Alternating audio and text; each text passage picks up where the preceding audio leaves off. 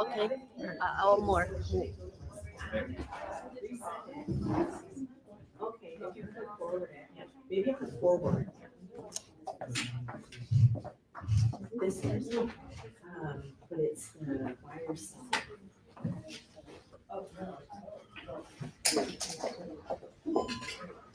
Right, but there is a wire side. Okay, is Rob doing it? Okay. Got so quiet. Like, where's the background music? We need some background music, Justin. We need like something dynamic for the new year. You know what I mean? Quiet. Look at all the little faces. It's good to see you guys. I feel like I haven't seen some of you for a while. We're gonna get started. We had about 30 confirmed. I'm thinking that either they're late or something happened. So as people come in, we'll just let them, dribble in and join the group. First off, Happy New Year to a lot of you guys that Happy New haven't seen. Year. Yay, Happy New Year, a new year. It is. It's going to be a good year, even though we started with a bang. So how many of you guys lost your power for the winds because of did you guys? A few of you. That was fun for us women, not being able to wash our hair and everything. Good times, but it's I guess we're fortunate compared to a lot of people that might have to, lost their homes and everything. So let's, see how the rest of the month goes and how we do the rest of this year. But I'm very, very hopeful as far as the economy. I think that this is going to be a really good, comeback here. Hey, how are you?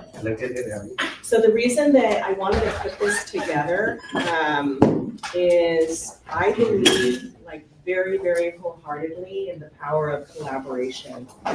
And I feel as if there's, when we don't know how to completely do certain things, sometimes we try to do them and they don't turn out so well. I mean, it's happened to me in a lot of different things, obviously, that I've done in life. But when you work together with somebody that, is a professional and well-versed in a particular area, the outcome is so much better. And so I really try to collaborate with very strong people that know what they're doing, that have, good energy, good vibe, just good people. And when I'm going to call him Jeffrey. You guys, he goes by Jeff or Jeffrey, only because I have a Jeff, my brother. You guys know Jeff, the broker at Champions Real Estate over there and Champions Mortgage. I want to differentiate the two. So I personally call him Jeffrey, and I think you go by either one, correct?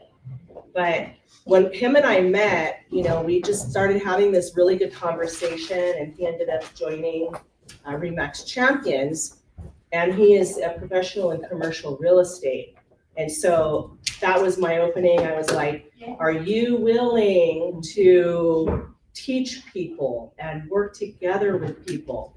Because what happens a lot in the commercial industry, and I'm sure you guys kind of got a touch of that, is a lot of people, they don't want to share.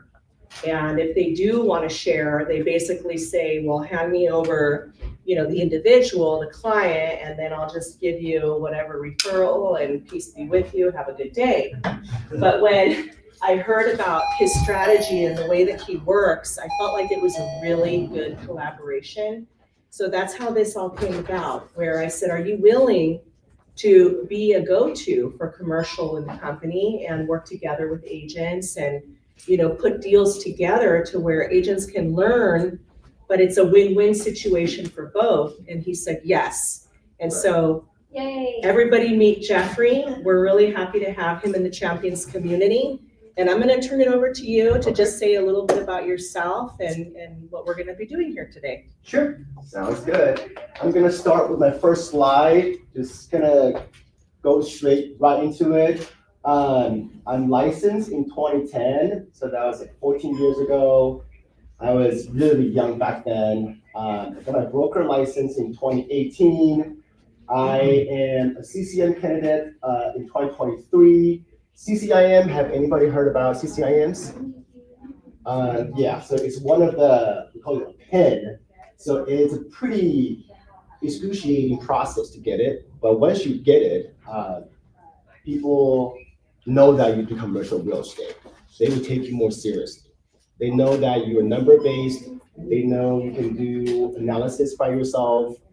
You can do, what's the difference between an owner user's perspective and investment perspective.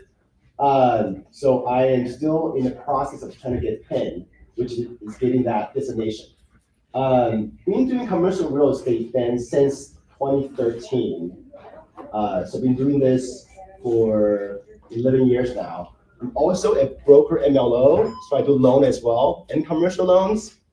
That's pretty much what I do. How many here have done commercial real estate deals? Lease, purchase? How many are retail leases? Retail leases? Industrial? Retail? Offices? And then were they leases or sales? Leases? Yeah. Yeah, sales. So in residential, where there's almost no tenants broker anymore, because the landlord would go on to Zillow, and nobody is really representing the tenant side anymore. First of all, usually the landlord will give you only the first year of commission, so that's not a lot of money and tons of work, right? But commercial real estate is different. If you sign a five-year deal, then you will get a commission based off that 5-year deal. So a lot of times in industrial, most likely, a lot of times the leases are tons of money. I'm talking about like 100,000, 120. And that's only for an industrial lease for 5 years, all right? So make sure you understand that. And this is very simple. How to become a commercial real estate broker and agent. There's no special license needed. It's better to have a broker license because it's just a higher up license to have.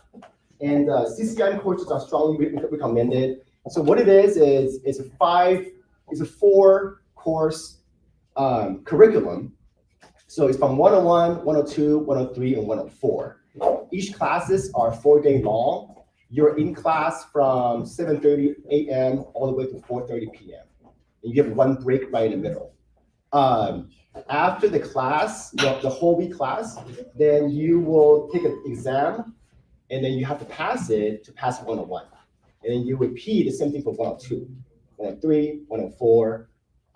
And after you have accomplished all your curriculum, then you need 30 million transactions to take to entitle to take the final exam, or no, 20 million or 20 transactions in commercial deals in the last 5 years in order to take that final exam, and then you gotta pass it to get PIN, right? But I strongly recommend 101. 101 is the fundamental of commercial real estate analysis and numbers.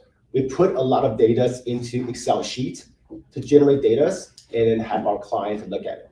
Yeah, so I said over and over again, residential is very, very emotional. Asian people like me have clients that love the property, but the wife says it's not bad, it's bad feng shui for them, so the deal is off, right? But for commercial real estate, it's more numbers. Does that number make sense for me to lease or buy, right? Or a property that has been depreciating for the last 25 years already, then you might, because of tax strategies, you might want to do an exchange, right? Things like that would make sense if you know commercial real estate. Commercial real estate is not cheap. It's definitely not cheap. So all these 4 tools is the same with MLS. But in residential, you only need 1 MLS, and that's it. And you pay like $1,200 a year. And super, of course. But in commercial real estate, we need CoStar. It's not available to the public. So you have to be the member to see it. It's got vacant land, it's got retail, it's got industrial, it's got offices, it's got leases, it's got comparables.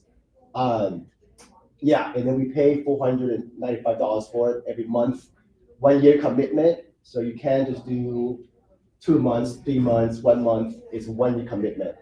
LoopNet is available to the public, also 1 year commitment, and they charge you per listing. So say that you have a listing in Upland in a warehouse for sale, then you gotta buy a listing slot for $100 a month, and you gotta buy that slot for a year. So if in 3 months your warehouse gets sold and you have another listing, then you can let that listing expire, and then you can swap into a new listings. But the slot is for 1 year, for the whole entire year. You can only add up and not go down. ARCRE is also not available to the public. 1 year commitment, $225 a month. If you pay in full, so the retail price is $250 per month. Crixie is newer, available to the public, 1 year commitment, same price with AIR. The contracts, we use AIR contracts. And then you can actually have AIR contract in your car from as well. You just have to buy it, okay? So the takeaway from this is actually the word not available to the public and then available to the public.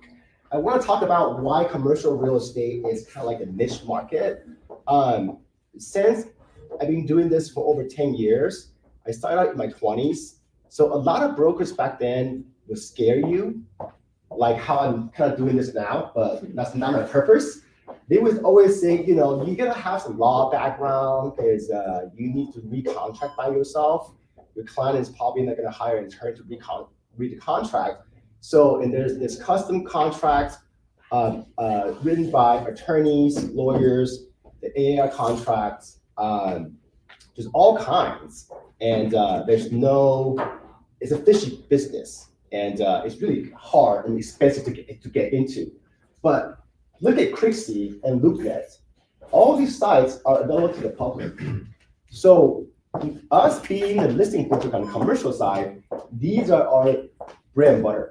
Because smaller deal, definitely put it on LoopNet and Crixie, and then you have a higher chance that will end it.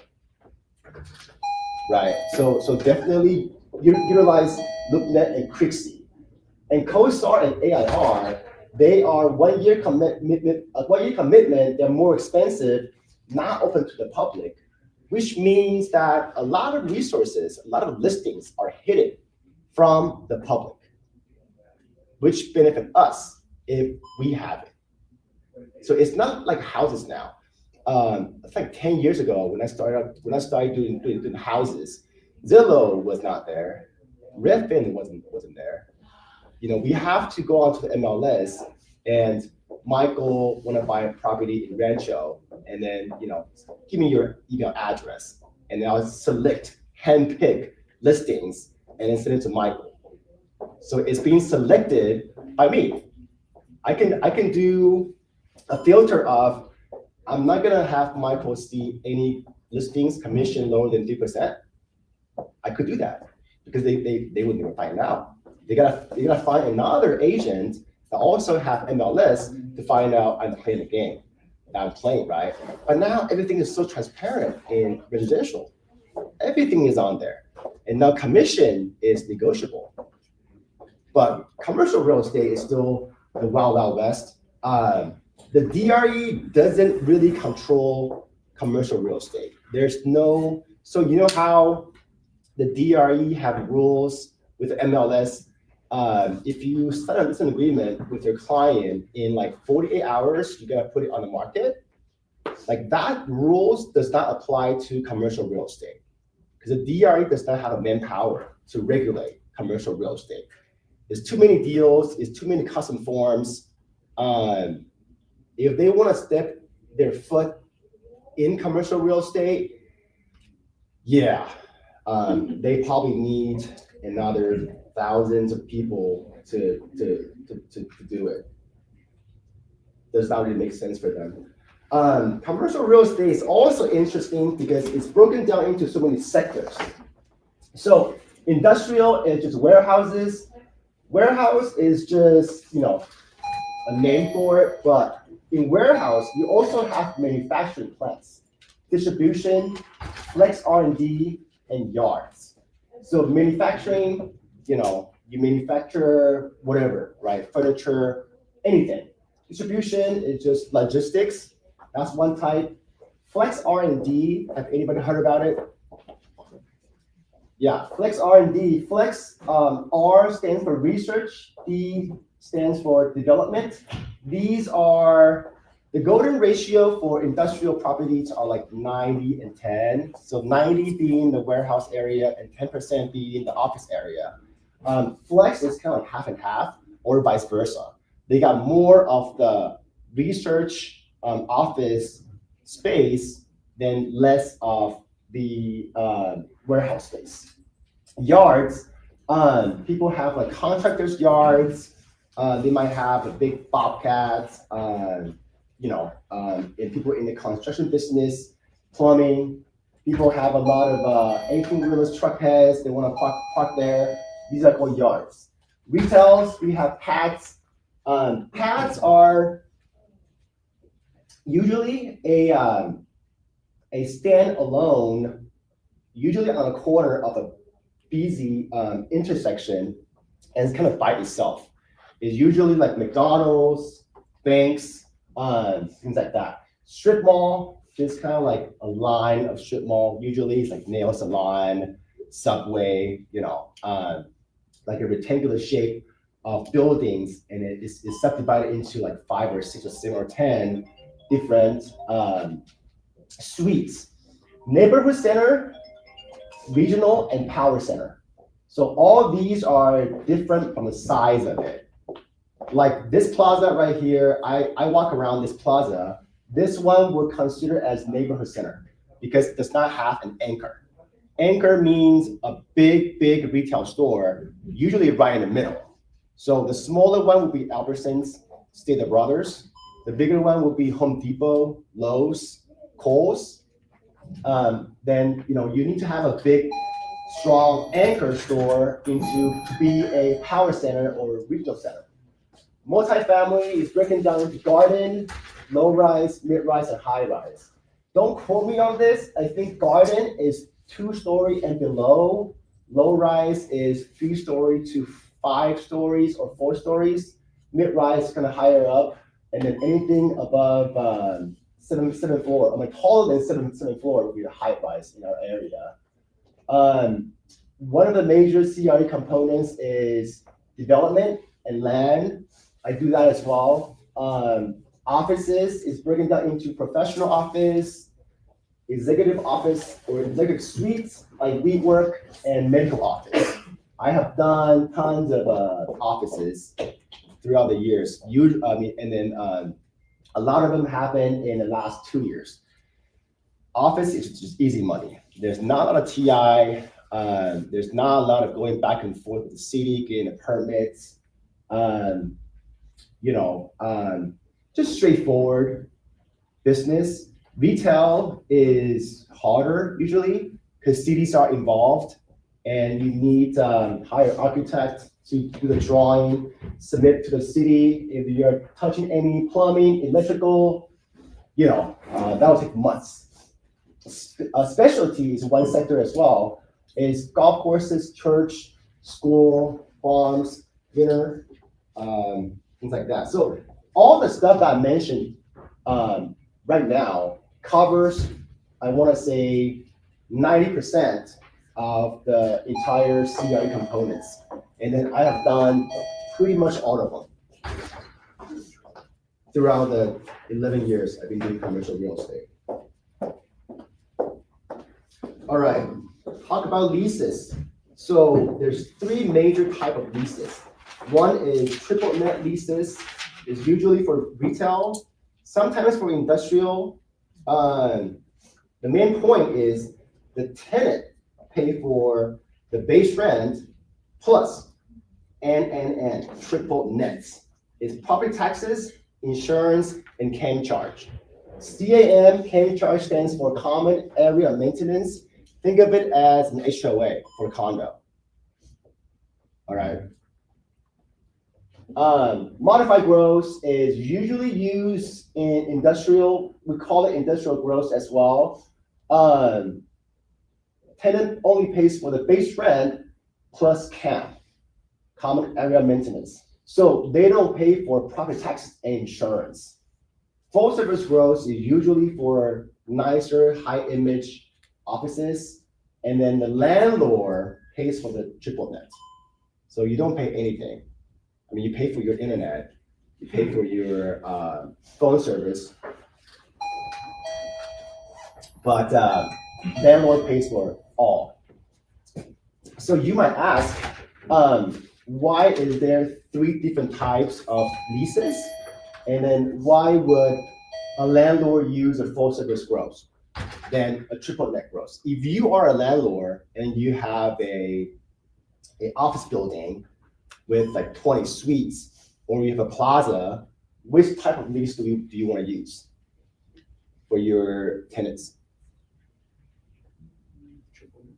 Yeah, triple net, because pretty much property tax goes up every year, insurance goes up every year, CAM charge goes up every year. You want that liability to be passed on or passed through to your tenant, and let them take care of it. So how would a landlord execute a triple net leases? It's got to be a prime area. It's gonna be an area people are trying to, bust their head and get into it. Like I would pay triple net leases because this location is by far the best in the county or in a city. Then I would do it, right? And full service gross, which is the other end of the spectrum, is usually when landlord wants full control and they have a lot of vacancies. So a lot of high-rise, 30,000, 40, 50 and above square foot of office buildings, they always use full service gross. Yeah, because their vacancy is way too high.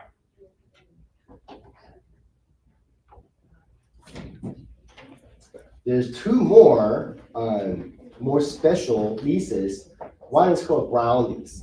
Have anybody heard of a ground lease?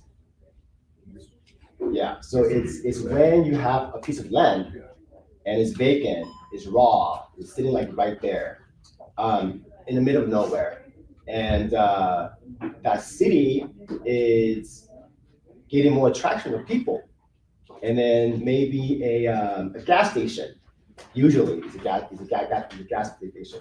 Say that, hey, Mr. Chen, I want to lease your land, and I will build my gas station on top of it. But give me a heavy discount on the rent because I'm leasing a ground only. I'm building that building myself. So ground lease is usually very, very long, 30 years plus, and that structure or that dwelling or that improvement stay onto the property for the owner after the lease expires, right? So it sounds like a good deal. And then percentage lease is another example of a prime area. So it's going to be a store that you pay the base rent, and then you also pay a percentage of your revenue to your landlord. Yeah, those are called percentage. They're like the leases. malls, right? The malls, like office malls. Depending on the tenants, yeah. Some tenants does that, right? And you can put a cap onto the amount that you give to your landlord every quarter, every year as well. All right, so these are the deals that I've closed. I've closed one in Stanton, California. That one is a industrial, and the bigger one I closed in Irvine is an office. It used to be the McGuire building. That one was a 18,000 square foot of office building. I've saw another retail and office building combined. So it's kind of like a mixed use. On the back here, those are offices, and these are all retail stores, right? And that's in Covina. In El Monte, I also saw one. This is a retail store. And the funny thing is, it's for that purchase in Irvine, I got paid the full commission 50% because my client bought it back in 2021. So we are still in the midst of pandemic. And the other broker were David Bolt and Tim Agula. They are with Lee and Associates. And so as I was negotiating my deal, David told me that the commission paid to me is 2%. And I go, no. I mean, my client is using all cash to buy a damn office building in the midst of pandemic. I mean, I want 3%. And he goes, Jeff, no.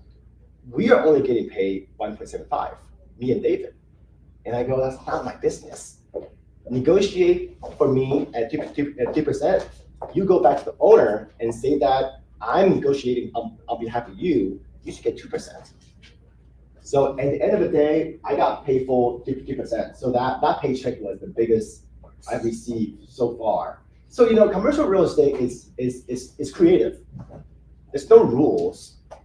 I mean, as long as you know what you're doing, you should always ask for more and see how that broker responds, right? Because if I don't know the market well enough, knowing that in the midst of pandemic, I mean, I did analysis on when exactly has the owner bought the building, when was the last renovation, how long was the tenant in the property for, if they have a loan amount.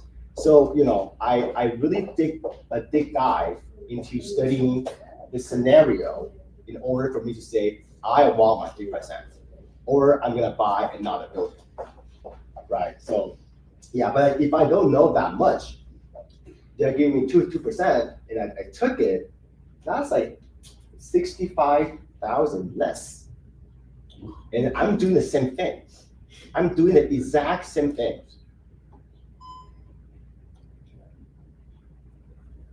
Another deal that closed is I represented the tenant side on a retail. It's a brand new plaza in Golden Heights.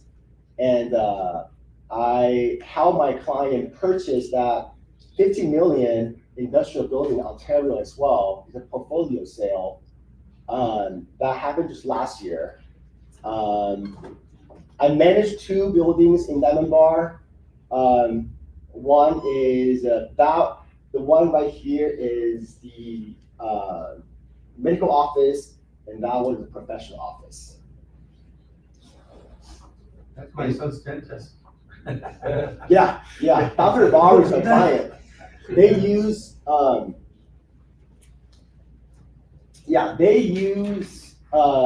whole second floor, and he also have another medical office in Covina. Yeah. Dr. Barry, right? Yeah. His son, I forgot his name, but his son is actually a dentist now too. He's great guy.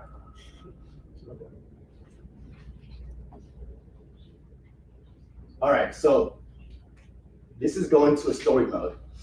So I'm gonna preach about please do commercial real estate because I really benefit from doing commercial real estate. I'm just like anybody else that come into the industry doing houses, but soon after I feel like the entry barrier for doing houses is pretty low, and I do have to hustle. So I feel like I want to do something that's harder because the stuff that's harder, people don't want to do it. And I'm still young. I mean, a lot of the agents and brokers jump into our industry from another career, and they're well in their 30s already.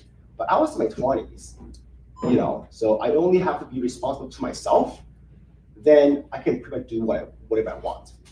So I start doing a lot of stuff that I would almost give up deals just because I want to do commercial real estate deals, right? So this is a perfect example. I didn't write everything down because this is more like story. There's one person, he's actually my friend's friend. The wife name is Wendy, and the husband's name is, I forgot. They have a coffee shop in Monterey Park. And he comes to me and say, hey Jeff, do you sell business? And then I was like 25 back then. YI, young guy. I'm like, yeah, sure, of course I do. But I never did any, business deals before, but I took it. And then a boba shop owner come to me and say that, hey, I want to buy your business.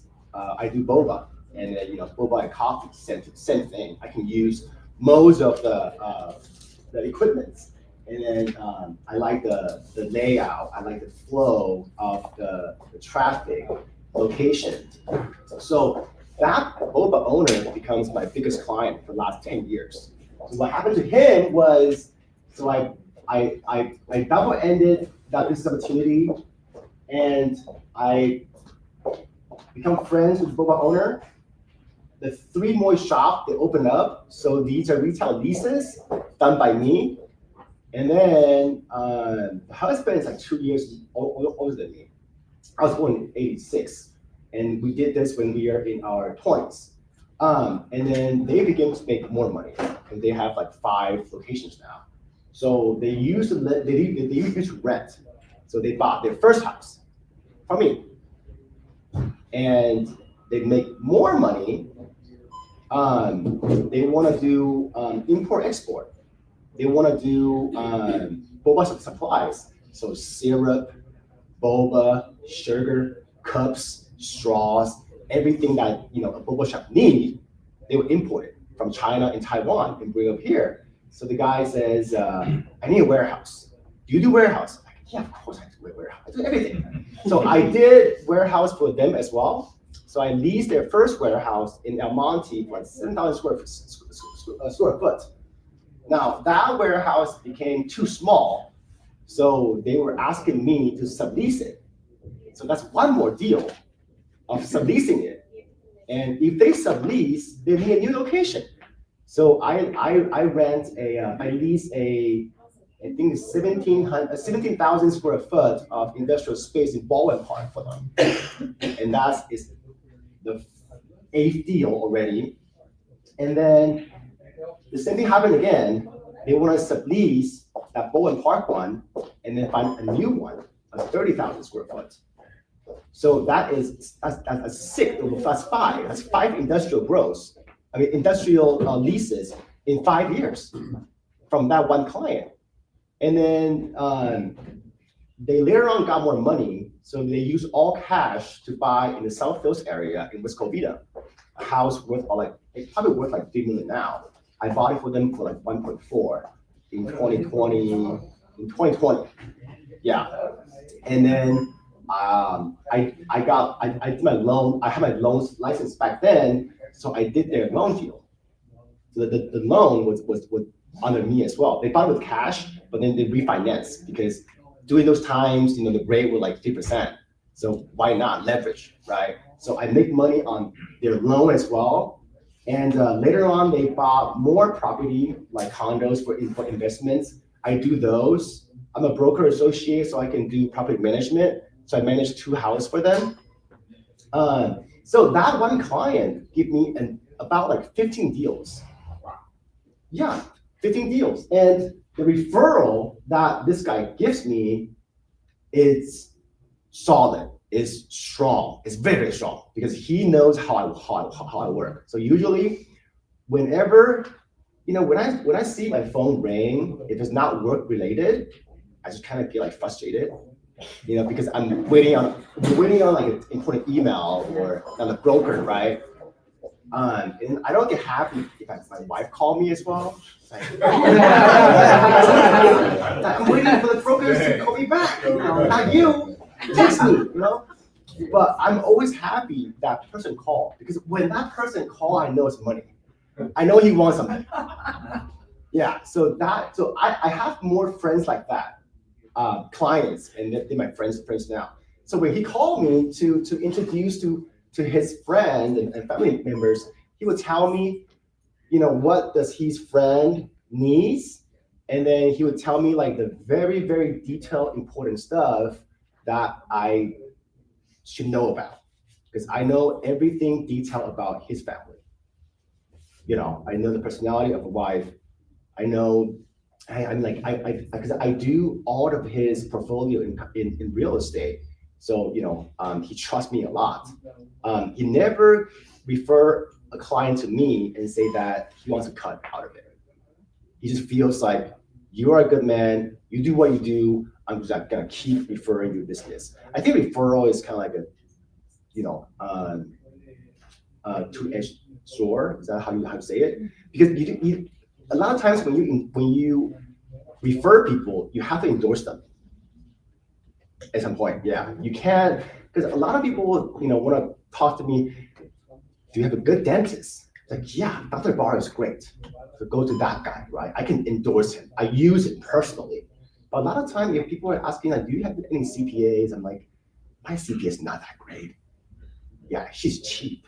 That's why I use it for like the last 10 years. But I don't think she's great. It's like I can't endorse her, like personally, right? But then my client like would personally endorse me. Like just use Geoffery. Like no doubt about it, the best you would ever use. And then he does everything. So one time stop. So I really encourage everybody to do commercial real estate. Now let's talk about commission and how do we make commission. Sales, easy, is a percentage of the sales price, negotiable. Like my Irvine deal, I went from a 2% commission into a 3% commission, just because I know the market pretty well. So that's easy. Leases is aggregated rent of the lease term in percentage with annual increases. So if it's 5 years, it's a total 5 years, 60 months, right? And then it's not just the square foot times the base rent rate times 60 months, because every year there's an annual increase, usually 3%, but I've signed leases, retail leases at 5%, because that was when during the pandemic, the inflation shoot up to 7%. So a lot of the landlords trying to protect them. So I have a calculation here, just for an example to illustrate. So we are looking at not a big industrial space, 15,000 square foot, which is considered not small, but definitely medium size. It's not a mega one. $1.75 per square foot, 5-year lease, so 60 months. Commission rate is 2.5%. Usually it's 2.5%. And the calculation would be 15,000 square foot times 175. That's $1 per square foot rented. 12 months. So that's year one. 315. That's year one. Year two, you gotta times that 3% annual increase. So that the 324, 450, that's a second year. So third year, fourth year, and fifth year, and total rent times the commission rate is 2.5%. So it's 42,000. Just one small deal on the industrial side makes you that much. And industrial is by far the easiest deal to do because there's not a ton of criteria. It's a bigger box. That's just what it is. It's got 4 walls. It's got a foundation. It's got roof. It's got a bathroom inside. Usually one in the office area and one in the warehouse area. And then, some partitions for offices. The main thing is that once you do more commercial real estate or industrial real estate, you have to understand how big is, well, you gotta understand the nature of their business, I mean, your client's business. So if you are having a client that is a manufacturing use, you gotta check out the power of the warehouse. That's number one, because the power has to be high enough to put their machinery in there. And if it's not high enough, then you need landlord's approval, and then you would need city's approval, and Edison gets involved, and money gets involved. So nobody wanna go to that route. If your client does logistics, then you will have to know what size of the trucks is coming in every day, right? How easy is it for the trucker to back in their trucks?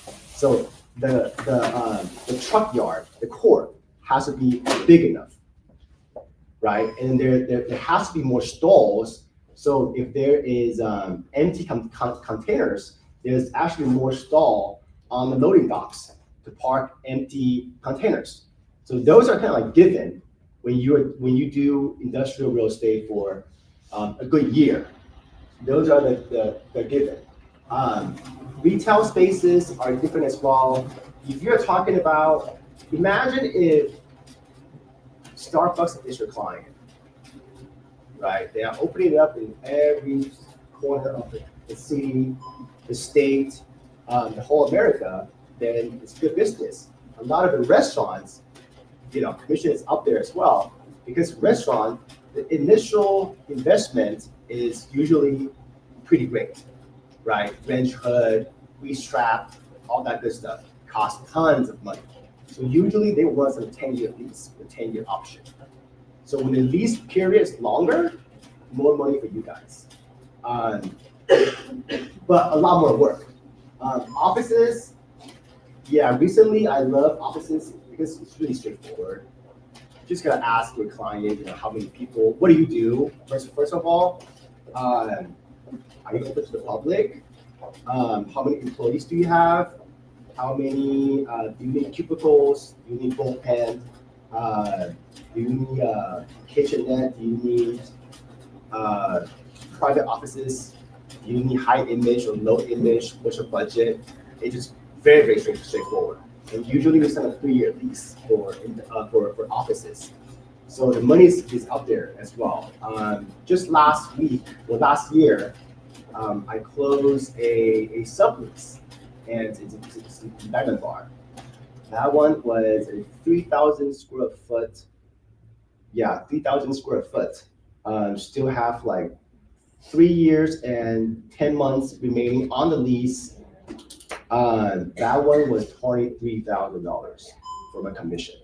Of course, I signed 6% with my client. And that wrap it up.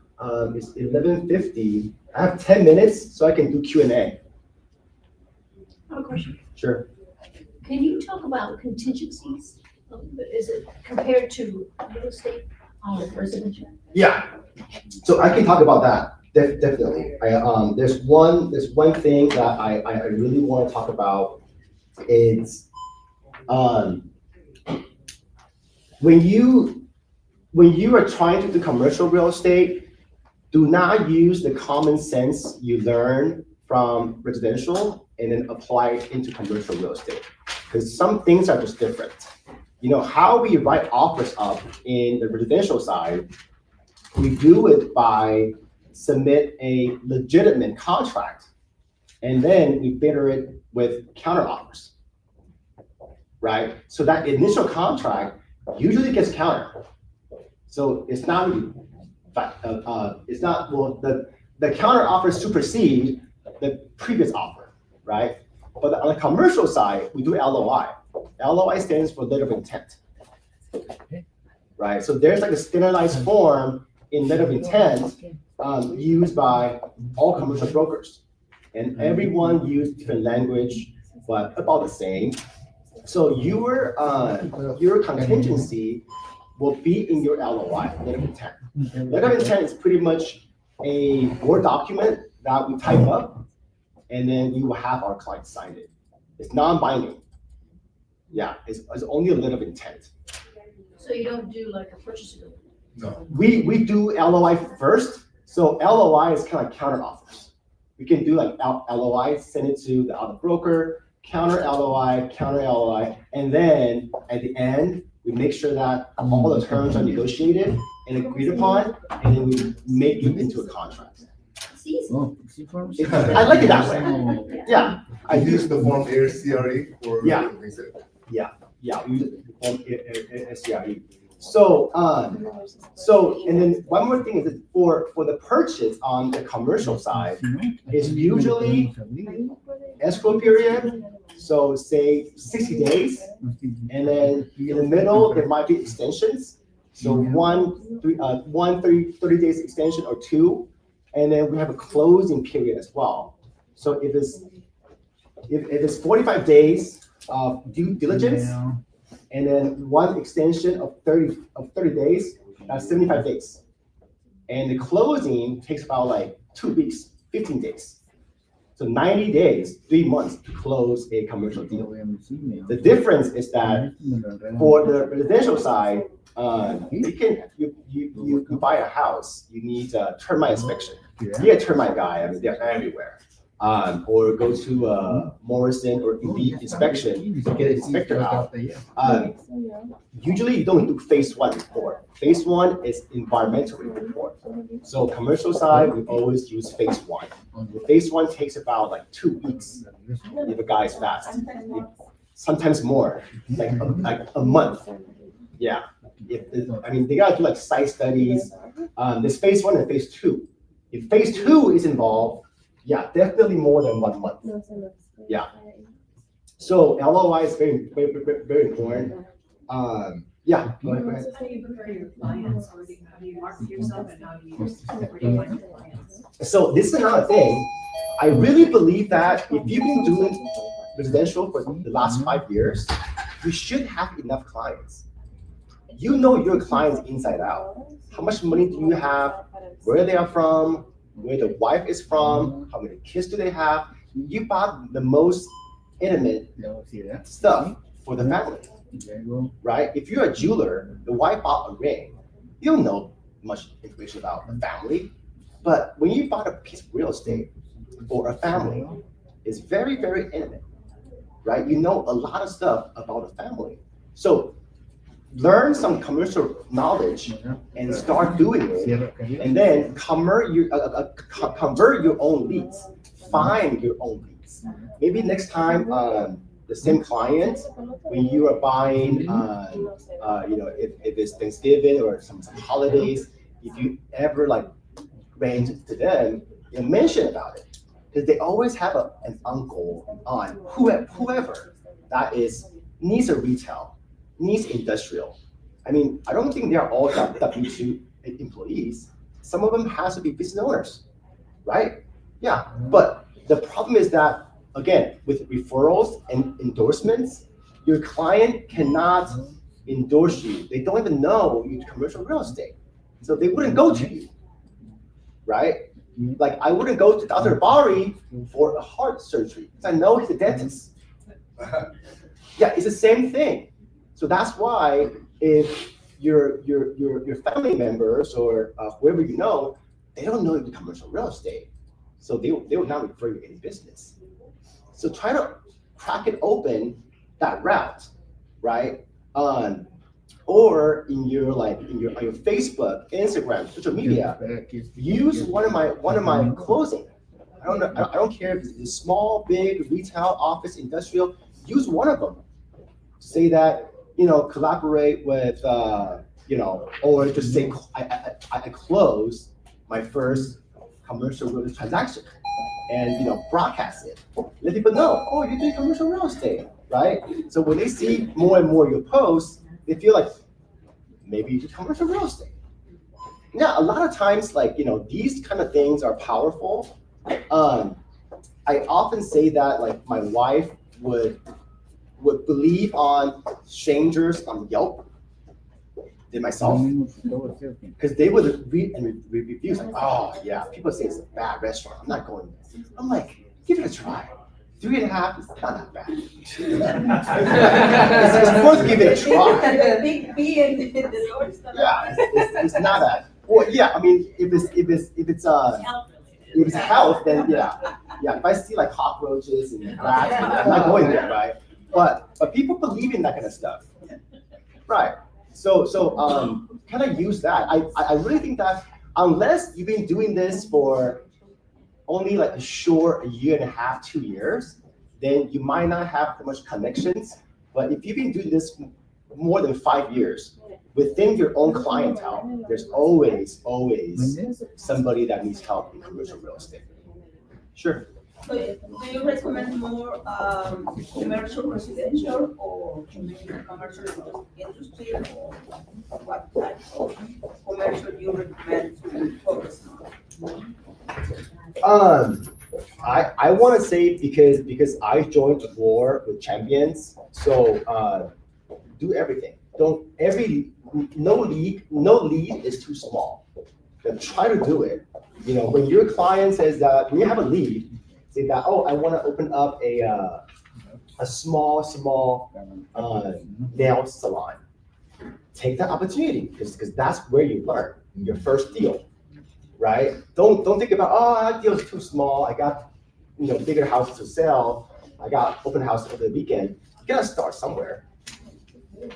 Yeah, you gotta start somewhere. So you would start from asking your client, what city, what's the budget, do they have experience, and then I'll kind of guide you through it. And finding good locations. In retail, there's this thing called exclusivity. So usually in one plaza, one mall, there's no two similar business because the property owner does not want bad competition. Yeah, if you squeeze one of them out, then I have vacancy. So I want to diversify my plaza, and that's why anchor store is so important, right? Anchor store, remember, is the big store. That's where the money is. That's what the majority of the rent revenue come from in a plaza, and that's usually the number one tenant that the landlord or developer chooses. And then they would get the other guys. So imagine there's a plaza with Whole Foods and a plaza with Home Depot. They are completely different. The demographic is completely different. So for example, if your client needs a nail salon, 1,000 square foot, take it. But the challenging thing is that you have to know the area pretty well, because you gotta know like which corner and which corner already have a nail salon, so don't even bother talking to the listing broker about it. Yeah. Another question. How you, if I have a client who wants to put the property for sale in commercial, how you price the property? There's many ways. The challenging thing is in commercial real estate, comparables, it's hard to find. There's just not many commercial deals going on. I mean, I don't care what city do you live in, but is there more houses and condos and apartments rather than office buildings and then plazas and then industrial, And then a lot of the commercial property were owned by the same owner for like last 25 years. So comps is very difficult. If your client is an owner user, then definitely you gotta calculate their affordability. If the property is rented. If it's rented, then you gotta look at the rent roll. Rent. Rent roll, yeah. Say that say a plaza like this. If it's ever for sale, maybe for sale for like 18 million, right? Then I'm gonna talk to the listing broker. That pizza place, how much do they pay for rent? The dim sum place, Juice It Up, whoever. They're gonna generate a data. It's called a rent roll.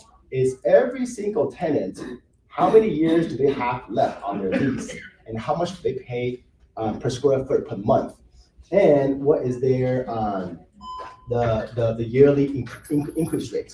So you use that number to calculate NOI.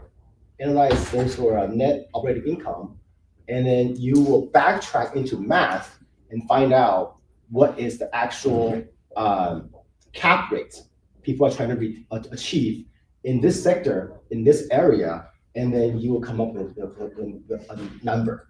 So those, you gotta do it by math. Yeah. Thank you. No problem. Any more questions? I had a question. Sure. When you're looking at the comps, then there's not that many to choose from. How far back would you go? 5 years. 5 years? Yeah.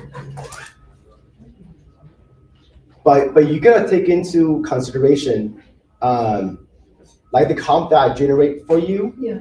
You know, you gotta take into consideration of if that buyer offer a 5 million before the pandemic, that's without inflation, right? That's without the soft costs and hard costs being 30% more than back then. So yeah, it's all numbers. Yeah, for us, number talks. Yeah. Any more questions? Yeah. Since most listings are private in commercial real estate, like you had mentioned, is that the only place that you market them on that? Like, On that fourth site, yeah. on that, you don't. People do it on market MLS. People do it on MLS as well, but I think in CoStar, you would have the most listings on there. Yeah, but it's also the most expensive, as you can tell. Yeah, yeah. CoStar is like the one-stop shop. Crixie is still kind of new. Yeah, they have really good numbers for property owners with loans, and then they will actually show you how many years of the loan they have taken out, because the commercial loans usually are 3, 5, 7 year. So you can use that to do farming if you want to. But LoopNet and Crixie is open to the public. BizBuy is actually the sub company of LoopNet. And LoopNet also owns Homes.com. Yeah, so, and then CoStar owns LoopNet. Yeah. Right. One big rich. Yeah. The CoStar is great, but it's really expensive. And another question, sorry. We have to sign in one of those websites to do commercial, or we don't have? So the one that's open to the public, like LoopNet and Crixie, is free to use. No, that's what I mean is if it's obligatory. It's like right now we have to go in MLS for real estate for residential. So we have to. You don't have to. It's not obligated. No, When you get more exposure, you double ended. when you have the client, then you have to look at. Right. If you have listings, definitely put it on LoopNet. You won't regret it. 130 times 12 sounds a lot of money, but it's worth it because you double end most of the time. And most public look for resident, for commercial also look at anything because it's free. It's free, yeah, right. But the only bad thing about these sites is that because they are not regulated by the DRE, so a lot of property is been sold already, Yeah. and it is still on there. Yeah, it's not updated. It's not updated. Yeah, right. Yeah, so in commercial real estate, you have to do it like every day in order for me to because I do a lot of industrial. I live in Diamond Bar, so there's a lot of warehouses in that area. City of Industry, Pomona, Ontario, tons of warehouses there. So I have clients almost like every other day. Hey, I want a 3,000, 5,000, 10,000 square foot warehouse. So because I search every day, So I know which listings is on the market or not, you know? Yeah, it's just kind of like in your neighborhood. If you look at, your city, and you look at all the inventory every day, you would know which one is they're counter offer already. Do you have CoStar? Yeah. Yeah, so if we were to partner with you or ask you to. Yeah. You are. And then my office is in West Covina, by Azusa and Amar. So if any one of you have any clients, or you want to talk to me about any deals, we can meet over there, or I can bring my laptop here or in the office, and I'll show you how to do research and all that. Yeah, this is CoStar. And one more thing is this: I'm not stingy, but I can't share this with anybody else because they track my IP. Yeah. Yeah, so. One user only. Right, but if I have my laptop in the office here for like 5 hours, everybody can log on and look at properties. Because it's the same IP, it's the same IP. Yeah, but looking is to the public, so we can look. But there's a But- lot more CoStar. Yeah. CoStar. Yeah. Where, like if you have a client, you say, let me look at it. When you say CoStar, they know you're in commercial.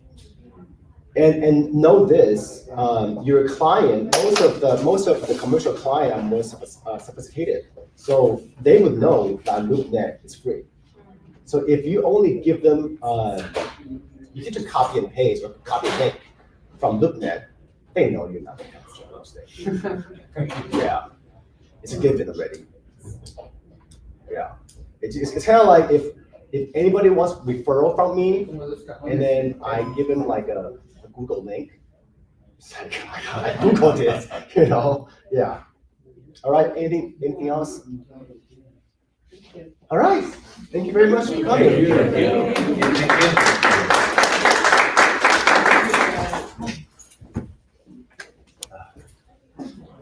Thank you.